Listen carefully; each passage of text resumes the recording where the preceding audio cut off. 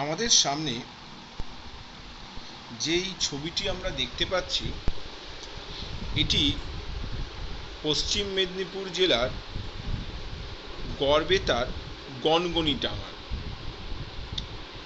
এই ভূমিরূপটি শিলাবতী নদীর ডান তীরে অবস্থিত।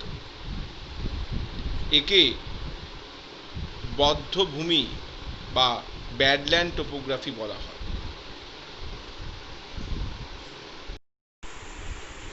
এই ভূমিরূপের নাম এইভাবে আসে যে এই ভূমিরূপগুলো মানুষ পায়ে হেঁটে অতিক্রম করতে পারে, কিন্তু ঘোড়ার খুঁড়ের দ্বারা এই ভূমিরূপ বা ঘোড়ার দ্বারা বা ঘোড়ার পিঠে চেপে মানুষরা এই ভূমিরূপের ওপর দিয়ে যেতে পারে না। ইংরেজরা সর্বপ্রথম যখন এই ভূমিরূপের কে তারা পর্যবেক্ষণ করলেন, তারা তখন ঘোড়ার পিঠে ছিলেন এবং তারা এই ভূমিরূপকে দেখে এটাকে অতিক্রম করতে পারেননি ঘোড়ার পিঠে চেপে। তখন তারা এই ভূমিরূপকে বলেছিলেন ব্যাডল্যান্ড। সেই নাম অনুসারেই এই ভূমিরূপকে বলা হয় ব্যাডল্যান্ড টোপোগ্রাফি বা বধ্যভূমি টোপোগ্রাফি। তাহলে তোমরা বুঝতে পারছো আজকে আমরা এই ভূমিরূপ নিয়ে আলোচনা করব, অর্থাৎ আমরা আজকে মৃত্তিকা ক্ষয় নিয়ে আলোচনা করব। আমরা আবহবিকার ও মাটি সৃষ্টি অধ্যায়ের শেষ অংশে চলে এসেছি, যেখানে মৃত্তিকা ক্ষয় নিয়ে আমাদের আলোচনা করতে হবে এবং মৃত্তিকাকে কিভাবে সংরক্ষণ করা যায় তা নিয়েও আলোচনা করতে হবে। তো তোমাদের প্রথমেই আমি এই ছবিটি দেখানোর মাধ্যমে কিভাবে মৃত্তিকা ক্ষয় হয় বা কোথায় সেটা কেমন দেখতে হয় সেইটা নিয়ে তোমাদের একটু বললাম। এখন আমরা মৃত্তিকা অবক্ষয় নিয়ে আলোচনা করব। মৃত্তিকা ক্ষয় কাকে বলে?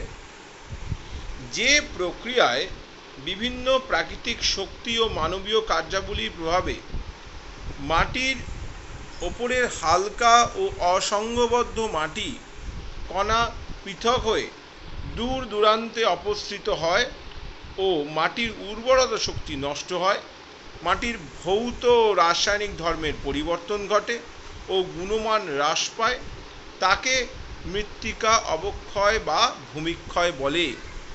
ভারতে বর্তমানে প্রতি হেক্টর জমি থেকে বছরে 1635 টন মাটি খোয়া যাচ্ছে। অর্থাৎ এই মাটিটি কিন্তু মাটির ওপরের স্তরের মাটি, যেটা মাটি এক স্থান থেকে অন্য স্থানে চলে যাচ্ছে। সমগ্র ভারতীয় ভূভাগে বছরে 5334 কোটি টন মাটি আমরা ভারতে কিন্তু বছরে হারাচ্ছি। আমরা এখন কোন কোন নির্দেশক দেখলে বুঝতে পারবো যে সেই জমিতে মাটি ক্ষয় হচ্ছে, অর্থাৎ মাটি ক্ষয় হচ্ছে বা মাটির গুণমান হ্রাস পাচ্ছে, মাটি অবক্ষয় ঘটছে, মাটির কোয়ালিটি কমে যাচ্ছে? কোন কোন নির্দেশক বা কোন কোন ইন্ডিকেটার্সগুলো আমরা লক্ষ্য করে আমরা বুঝতে পারবো যে মাটির অবক্ষয় ঘটছে? তার মধ্যে প্রথম হচ্ছে মাটির উপরিস্তরে আলগা মাটি কণার অবস্থা। যখনই আমি দেখব যে মাটির ওপরের স্তরে পাউডারের মতো কণা বা হালকা কণা, যেগুলো খুব তাড়াতাড়ি ভেঙে যাচ্ছে, তাড়াতাড়ি এক স্থান থেকে অন্য স্থানে চলে যাচ্ছে, সেইটার মধ্যে বৃষ্টির জল পড়ছে, সেটা পাউডারের মতো লাগছে, তো সেই যখন সেটাকে আমি দেখবো সেরকম কোনো জায়গায় ওরকম আছে, তখন আমরা বুঝতে পারবো সেখানে কিন্তু মৃত্তিকা ক্ষয় হচ্ছে। 2, জমির ওপর ছোট ছোট নালা বা ক্ষুদ্র জলধারার উপস্থিতি। বৃষ্টির সময় দেখবে জমির ওপর দিয়ে বা মাঠের ওপর দিয়ে কিছু চ্যানেল তৈরি হয়ে যায়, সেই চ্যানেলকে নালি বলে। তো আমি যদি বৃষ্টির সময় দেখি বা তোমরা যদি বৃষ্টির সময় দেখো যে কোনো জমির ওপরে ওরকম কিছু নালি তৈরি হয়েছে এবং সেখানে জলটা ঘোলাটে, তাহলে বুঝতে হবে যে ওখানে কিন্তু মৃত্তিকা ক্ষয় হচ্ছে। ঠিক আছে। 3, মাটির রঙের পরিবর্তন যদি হয়ে যায়, মাটির রং যেটা যেরকম হওয়া উচিত তার থেকে যদি মাটির রংটা হালকা হয়ে যায়, তাহলে মৃত্তিকা অবক্ষয় হয়। উদ্ভিদের শিকড়ে মাটির ওপর অবস্থান করা, সাধারণত উদ্ভিদের শিকড় কোথায় থাকে? মাটির নিচে থাকে। কিন্তু তুমি যদি দেখো যে কোনো উদ্ভিদের শিকড় বেরিয়ে আছে, তার মানে কি সেই শিকড়টা আগে মাটির তলায় ঢুকেছিল, মৃত্তিকা ক্ষয় হওয়ার কারণে সেই শিকড়টা কিন্তু বেরিয়ে এসছে, অর্থাৎ মৃত্তিকা ক্ষয় কিন্তু আমি ওখানে লক্ষ্য করছি। ঝোড়ো বাতাসে ধুলো ও বালি কণার মিশ্রণ, যদি বাতাস প্রবাহিত হয় বা ঝড় হয়, তখন সেখানে কিন্তু আমরা ধুলো বালি এইসব আমরা দেখব, তার থেকে আমরা বুঝতে পারবো সেখানে কিন্তু মৃত্তিকা ক্ষয় হচ্ছে। নিম্নভূমির জমা জল পলি কাদা মিশ্রিত ঘোলা অবস্থায় যদি থাকে, তাহলে সেগুলো সেই কাদাগুলো কোথা থেকে এসছে? কাদাগুলো ওপরের কোনো জায়গা থেকে এসছে যেখানে মৃত্তিকা ক্ষয় হয়েছে, ফলেই সেই নিম্নভূমির জায়গায় যে জলাভূমিগুলো তার নিচে আমি কাদা পাচ্ছি, তাহলে মৃত্তিকা ক্ষয় হয়েছে বলেই অন্য জায়গা থেকে সেই কাদাগুলো এখানে এসে জমা হয়েছে। তাহলে এর থেকে আমি বুঝতে পারবো নিম্নভূমিতে যদি আমি কাদা উপস্থিতি, ঘোলা জলের উপস্থিতি দেখি, তাহলে বুঝতে পারবো যে এর আশেপাশে অঞ্চলে মৃত্তিকা ক্ষয় হচ্ছে। জমিতে ফলন হ্রাসের পরিমাণ যদি হ্রাস পায়, মানে জমিতে যদি ফসল উৎপাদন ক্ষমতা কমে যায়, তাহলে মৃত্তিকা অবক্ষয় ডেফিনেটলি হচ্ছে। মৃত্তিকা হয়তো লবণাক্ত হয়ে যাচ্ছে, আমরা বুঝতে পারছি না, কিন্তু এটা ডেফিনেটলি হচ্ছে, মৃত্তিকা ক্ষয় কিন্তু সেখানে হচ্ছে। আবার তোমরা দেখবে অনেক সময় কোনো মাঠে মাঝে কিছু অংশে কিছু কিছু পকেটসে বা কিছু কিছু সেকশানে ঘাস হয়ে আছে, আর কিছু কিছু জায়গায় ঘাস নেই। দেখবে যে সকল জায়গায় ঘাস হয়ে আছে সেই সকল জায়গাগুলো অপেক্ষাকৃত সামান্য হলেও 2-3 সেন্টিমিটার উঁচু আশেপাশে যেখানে ঘাস নেই। কেন? ওই ঘাসগুলো ওই জায়গাটার মাটিকে ক্ষয় হতে বাধা দিচ্ছে, কিন্তু যেখানে ঘাস নেই সেই সকল জায়গাগুলোর উচ্চতা কমে গেছে, কারণ সেখানে প্রচুর পরিমাণে প্রত্যেক দিন মৃত্তিকা ক্ষয় হয়েছে। এবং তাহলে এটা একটা ইন্ডিকেটর, তাই আমি এখান থেকে বুঝতে পারবো যে যেখানে ঘাস আছে সেখানে জমিটা একটু উঁচু, যেখানে ঘাস নেই জমিটা নিচু, ফলে ওই নিচু অংশে মৃত্তিকা ক্ষয় হচ্ছে। তাহলে এই সকল ইন্ডিকেটর বা নির্দেশকগুলি দ্বারা আমরা বুঝতে পারবো যে একটা অঞ্চলে মৃত্তিকা ক্ষয় হচ্ছে। তো মৃত্তিকা ক্ষয় প্রকারভেদ। মাটি ক্ষয় প্রকৃতিগত কারণের ভিত্তিতে মাটি অবক্ষয়কে 2 ভাগে ভাগ করা যায়। এক হচ্ছে স্বাভাবিক অবক্ষয়, যেই অবক্ষয়টা মাটিতে প্রাকৃতিক উপায়ে হচ্ছে। এই যে আমরা এক্ষুনি একটু আগে একটা ছবি দেখলাম গনগনি ডাঙা, সেখানে কিন্তু মৃত্তিকা ক্ষয় কিছু সেকশানে প্রাকৃতিক উপায় হচ্ছে। ওটা একটা ল্যাটেরাইটিক বেল্ট, যেখানে শিলাবতী নদী তার ডান পারে প্রভূত পরিমাণে ক্ষয় করছে এবং মৃত্তিকা ক্ষয় হয়েছে। এই মৃত্তিকা ক্ষয়ের পেছনে মানুষের হাত বিশেষ নেই।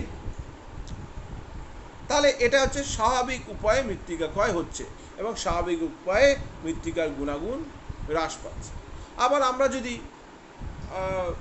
সুন্দরবনে যে সকল অঞ্চলে প্রত্যেক দিন জোয়ার ভাটা হয়, আমরা তো বলতে পারবো না যে জোয়ার ভাটা হবে না, কিন্তু জোয়ার ভাটা হলে সেখানে সল্ট এনক্রাস্টেশন বা মৃত্তিকার উপরে লবণ জমা হচ্ছে, মৃত্তিকার কিন্তু গুণমান হ্রাস পায় সেই সকল জায়গায়। এই মৃত্তিকার যে কোয়ালিটি যে ডিগ্রেডেড হয়ে যাচ্ছে, সেইটা কিন্তু স্বাভাবিক উপায় হচ্ছে। জোয়ার ভাটা তো হবেই, প্রাকৃতিক উপায় জোয়ার ভাটা হয়, সুন্দরবনের অঞ্চলে প্রাকৃতিক উপায় জোয়ার ভাটা হয়, ফলে সেটা কিন্তু মৃত্তিকা ক্ষয় কিন্তু স্বাভাবিক অবক্ষয়।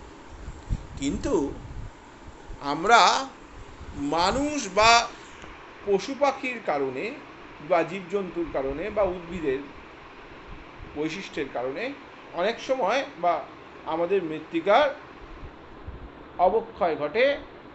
উদ্ভিদকে কেটে ফেললে, মৃত্তিকার ওপরে যদি আমরা উদ্ভিদকে কেটে দেই, তাহলে মৃত্তিকার আর্দ্রতা কমে গিয়ে মৃত্তিকার অবক্ষয় ঘটে।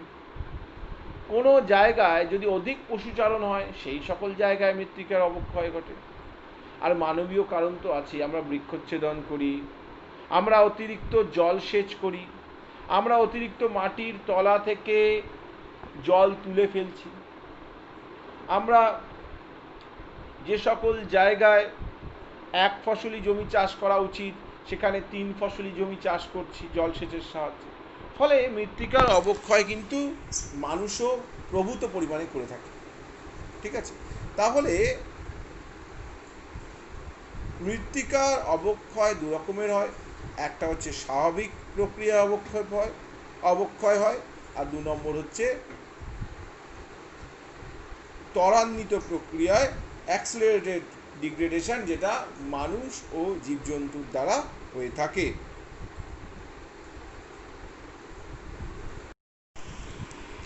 এখন আমরা মাটি ক্ষয়ের পদ্ধতিগুলি আলোচনা করি। মাটি ক্ষয়ের কোন কোন পদ্ধতি আছে? প্রথমেই হচ্ছে কর্দমাক্ত ক্ষয়। কর্দমাক্ত ক্ষয় কি? যখন পাউডারের মতো বৈশিষ্ট্যযুক্ত মাটির ওপর বৃষ্টির প্রথম ফোঁটাগুলো পড়ে, তখন সেই মাটির ওপরে মৌচাকের সদৃশ্য একটা ক্ষয় লক্ষ্য করা যায়। সেই ক্ষয়কেই স্প্ল্যাশ ইরোশন বা কর্দমাক্ত ক্ষয় বলে।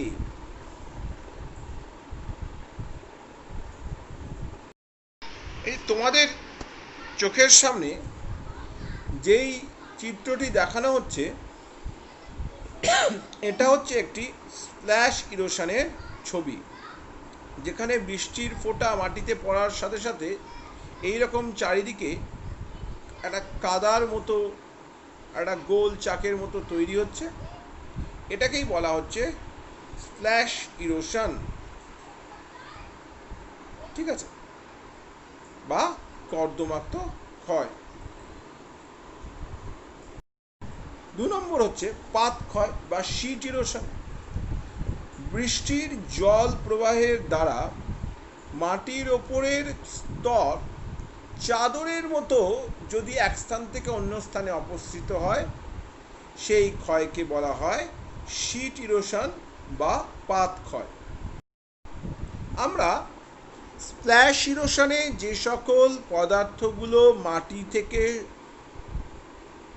অনেকটাই আলাদা হয়ে গেল, পরবর্তী ক্ষেত্রে যখন বৃষ্টি আরও বেশি হলো বা আরও বেশি হবে, তখন ওই বৃষ্টির প্রভাবে মাটির ওপর থেকে চাদরের ন্যায় সমস্ত মাটির যে কণাগুলো এক জায়গা থেকে অন্য জায়গায় যে অপসৃত হয়ে যায়, সেই ক্ষয়কেই চাদর ক্ষয় বলে। তো আমরা এখানে প্রথমে চাদর ক্ষয়টা আমরা বুঝতে পারছি। সেখানে পাত ক্ষয় বা চাদর ক্ষয় বলে লেখা আছে, যেখানে মাটির ডটেড যে লাইনটা আছে সেটা, সেই অংশে প্রথমে মাটিটা ছিল, পরবর্তী ক্ষেত্রে চাদর ক্ষয়ের মাধ্যমে একটি স্তর সেই স্থান থেকে অপসৃত হয়ে অন্য স্থানে চলে গেছে। এই প্রক্রিয়াকে বলা হচ্ছে চাদর ক্ষয় প্রক্রিয়া। 2 নম্বর কি? রিল ইরোশন বা নালি ক্ষয়। চাদর ক্ষয় হওয়ার সময় যখন সেই